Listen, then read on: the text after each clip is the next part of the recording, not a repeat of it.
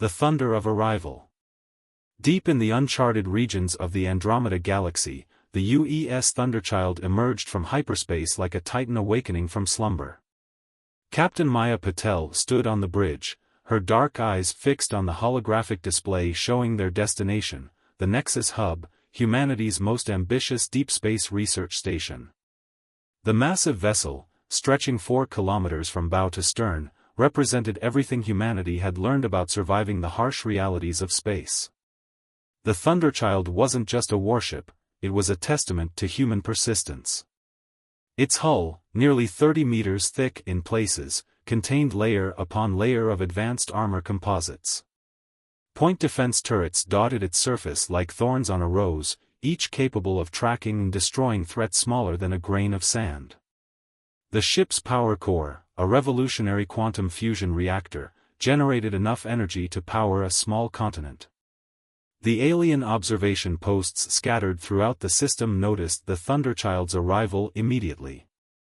To their advanced sensors, the human vessel must have appeared like a brutal anachronism, a throwback to a more primitive, paranoid age of spacefaring. The collective of harmonious species, who prided themselves on their elegant, energy-efficient designs, watched with a mixture of horror and fascination. Captain, Lieutenant Zhao called from his station, "We're picking up multiple signatures approaching from the outer system. They match no known configuration in our database." Maya straightened her uniform, a habit from her academy days. "Show me." The holographic display shifted, revealing a dozen vessels that seemed to defy the very laws of physics. They appeared to be made of pure light, their forms flowing and shifting like auroras in space. Each was barely a quarter the size of the Thunderchild, but their energy readings were off the charts. "They're hailing us," Communications Officer Ramirez announced. "The translation matrix is having trouble, but they're asking why we're piloting a mobile fortress into their territory." Maya couldn't help but smile. She'd heard similar reactions before. "Open a channel. Let's introduce ourselves properly."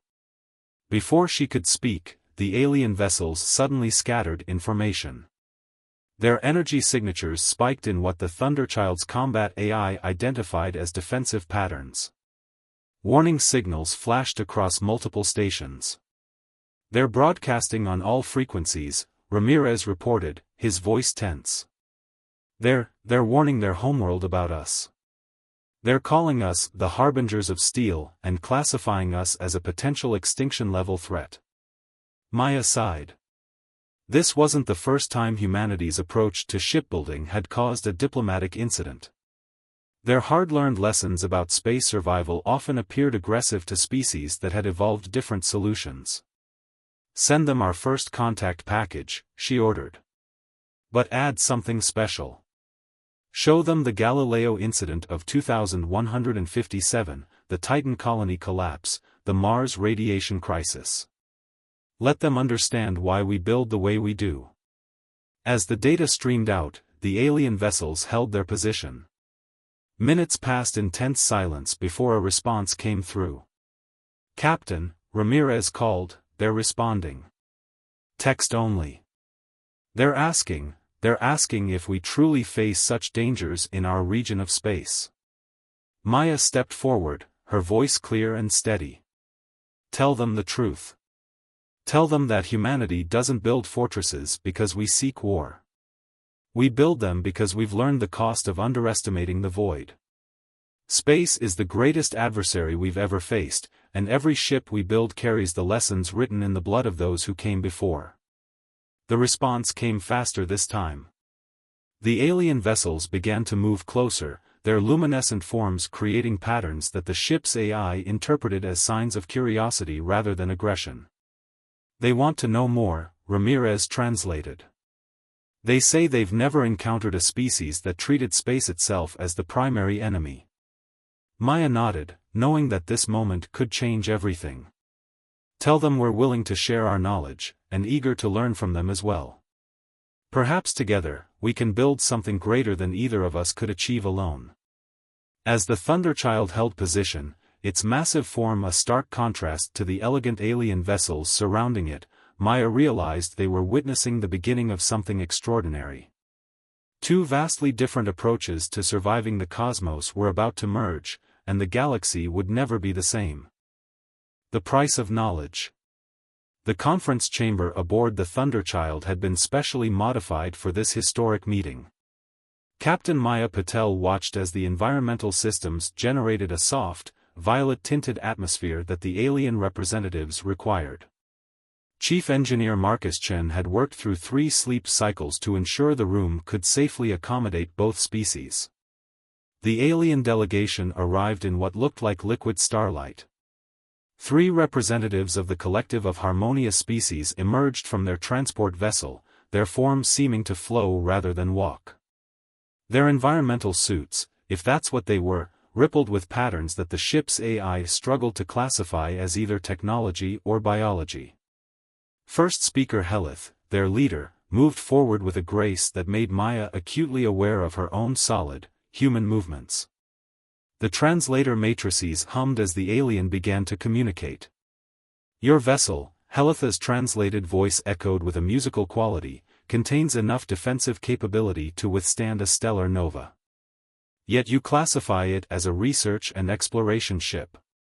We find this difficult to reconcile. Maya gestured to the holographic display that dominated the center of the room. Let me show you why. The display flickered to life, showing historical footage that every human spacer knew by heart. This was the Genesis colony ship, 2189. They encountered an unexpected radiation burst from a pulsar. Their shields were state-of-the-art, designed to handle known space phenomena. The footage showed the massive colony ship, its hull gleaming with promise, then the sudden flash as the pulsar burst struck. The aliens watched in silence as the ship's outer hull simply evaporated. 8,000 colonists, Maya continued, her voice steady but heavy with the weight of history. After that, we stopped building ships to handle known threats. We started building them to handle the impossible. Second Speaker Nairis moved closer to the display, their crystalline form refracting light in complex patterns.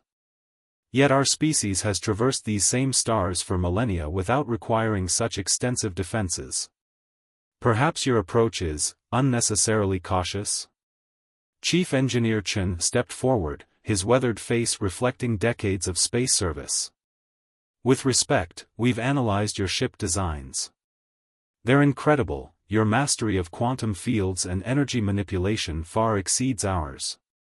But they depend on perfect prediction and control of space phenomena. He brought up another display, this one showing the Thunderchild's layered defense systems. We can't afford to assume space will behave predictably. Every human ship carries the memories of those we've lost. Every innovation is written in sacrifice. The third alien representative, who hadn't yet spoken, suddenly emitted patterns of light that the translators interpreted as intense emotion. You build from fear, they stated. No, Maya corrected firmly. We build from respect. Space has taught us harsh lessons about the price of arrogance.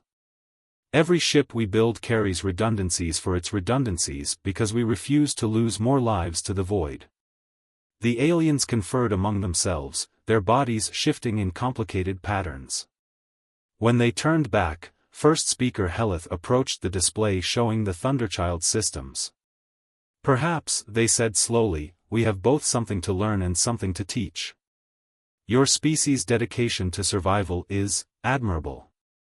And your solutions, while different from ours, show remarkable innovation. Maya smiled. That's why we're here. Humanity doesn't just want to survive in space, we want to thrive.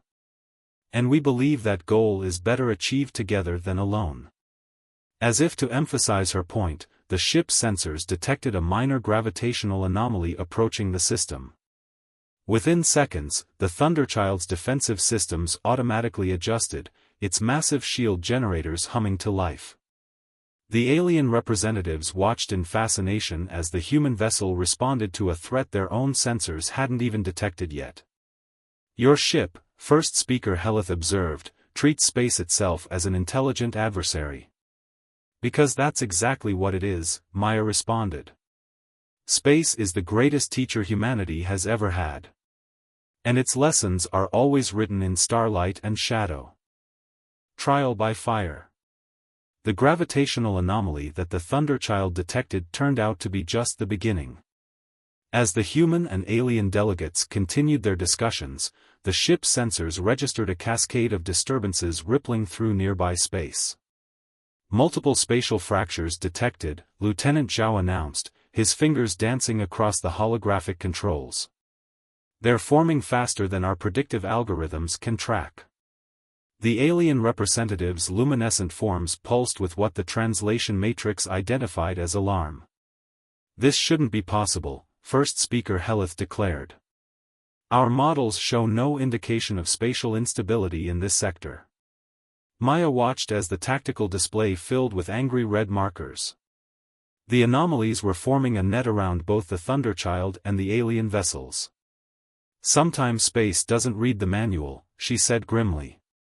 All hands to emergency stations. Chief Chen, power up the primary shields. The massive human vessel's reactor core surged, channeling enough energy to power a small planet into its defensive systems. The alien representatives watched in fascination as layers of overlapping force fields sprang to life around the ship. Your vessel's power consumption is extraordinary, second speaker Nyrus observed, their crystalline form reflecting the emergency lights now pulsing through the conference chamber. That's because we're about to protect more than just ourselves, Maya replied. Lieutenant Zhao, extend our shield envelope. We're bringing our new friends under our coverage. The alien delegates conferred quickly among themselves, their bodies shifting in complex patterns. Our vessels utilize quantum field manipulation, Helith protested. The interaction between our systems and yours could be catastrophic. Could be, Chief Chen agreed, his hands flying over the engineering controls. Or it could save all our lives. Sometimes survival means taking calculated risks. The spatial fractures were closing in, warping the very fabric of spacetime around them. The alien ship's elegant defenses began to falter against the unprecedented phenomenon. Without waiting for further discussion, Maya gave the order. The Thunderchild's shields expanded outward, their blue-white energy field encompassing the alien vessels just as the first spatial fracture struck. The impact sent tremors through both human and alien craft, but the combined defense held. Impossible, Helith whispered, watching as their sensors displayed the shield metrics. Your defensive systems are adapting to protect our quantum field architecture. That's because we built them to protect everything, Chen explained, making rapid adjustments. When you've lost as many ships as humanity has, you learn to make your solutions universal. The crucible of innovation. As the spatial storm raged around them, the Thunderchild became a fortress in space, its massive shields protecting both human and alien technology from the chaos outside. But the real revelation was happening in the ship's engineering section. Chief Engineer Chen worked alongside alien technicians, their different approaches to space technology creating something entirely new. The Thunderchild's brute force power generation combined with the alien's quantum field manipulation was producing defensive capabilities that neither species had imagined possible.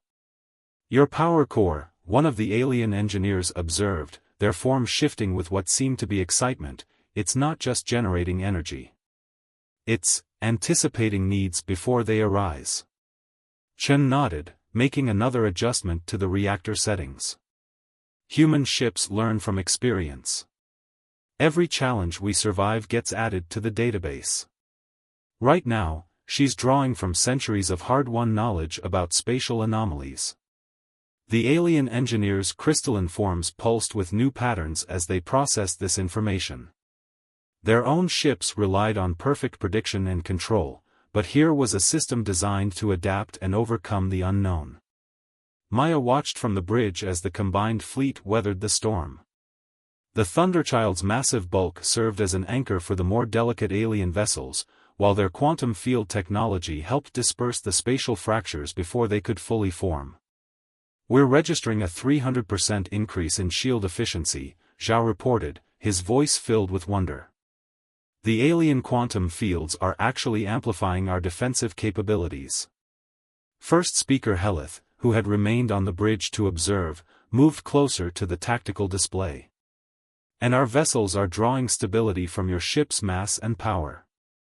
Together, we are achieving what neither could manage alone." Legacy of the Stars. The spatial storm lasted for what felt like eternity but was actually just 6 hours by ship's time.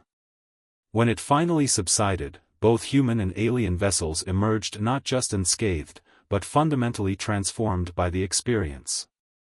In the aftermath, Maya stood in the observation deck, watching as teams of human and alien engineers worked together in space, installing hybrid defense systems on both fleets. The Thunderchild's imposing bulk now housed delicate quantum field generators, while the alien vessels sported reinforced hull plating that somehow managed to maintain their ethereal beauty. "We were wrong about your species," Helith admitted, their form shifting in what the translation matrix now recognized as deep respect.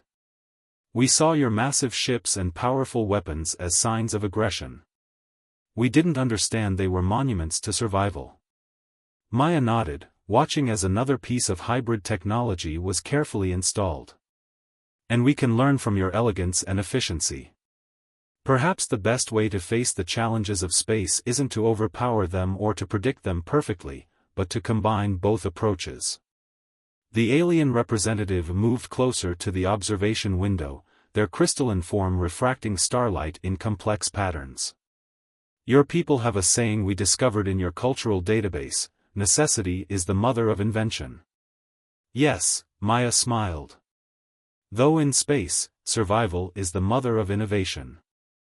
Echoes of evolution. Word spread quickly through the galaxy about the unprecedented collaboration between humanity and the collective. The Thunderchild's data banks were flooded with transmission requests from dozens of spacefaring species, all eager to learn about the hybrid technology that had emerged from the spatial storm incident. Maya found herself in the newly modified strategic planning chamber, surrounded by holographic representations of various alien delegates. The chamber itself had become a testament to the rapid evolution of their combined technologies. Quantum field generators hummed alongside traditional power conduits, creating an environment where any species could participate comfortably in discussions. "The implications are staggering," a representative from the Centaurian Concordat observed, their gaseous form swirling with interest. "Humanity's approach to space travel, combined with collective quantum manipulation, could revolutionize interstellar exploration." Chief Engineer Chen, who had barely slept in the past week, pulled up a holographic display of the latest hybrid shield designs. "We're already seeing applications we never imagined possible. The collective's quantum fields, powered by our reactor cores, can actually predict and deflect spatial anomalies before they fully manifest." First speaker Helith, who had become a permanent liaison aboard the Thunderchild, contributed their own insights. "More importantly, we're discovering that each species' unique approach to space survival holds valuable lessons. The humans' redundancy protocols, when applied to our quantum systems, have increased their stability by 740%. The discussion was interrupted by Lieutenant Zhao's urgent voice over the comm system. "Captain, we're detecting a massive gravitational disturbance at the edge of the system. It's larger than anything in our database." Maya straightened, years of training kicking in. "Show me." The strategic planning chamber's holographic display shifted, revealing a sight that made even the most seasoned space travelers fall silent.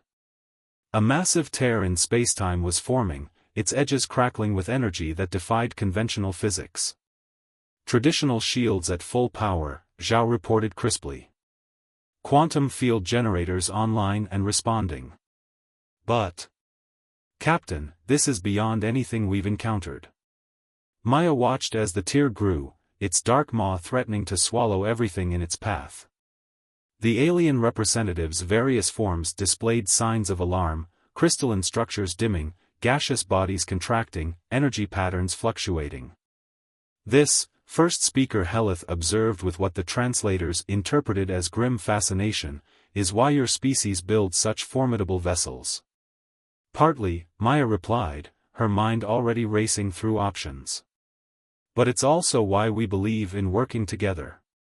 She turned to address all the assembled representatives.